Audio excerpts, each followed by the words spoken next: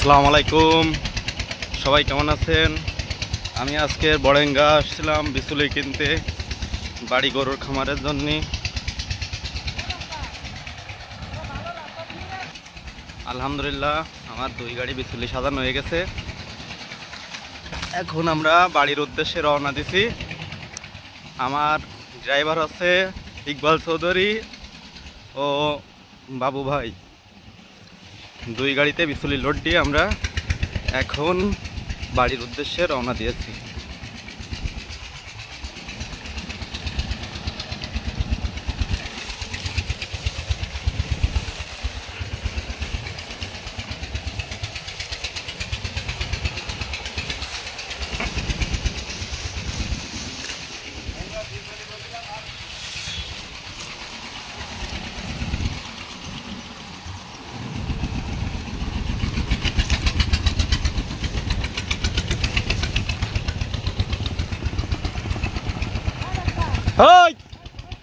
আরে না, আচ্ছা যাও।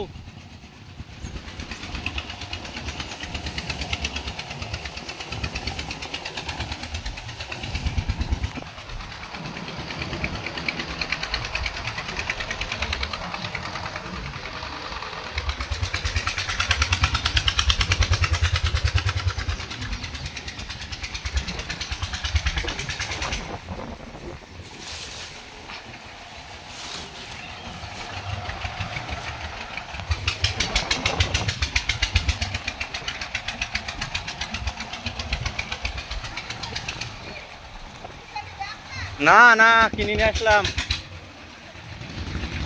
বিচুলি বিক্রি হবে 10,000 টাকা কাউন্ট।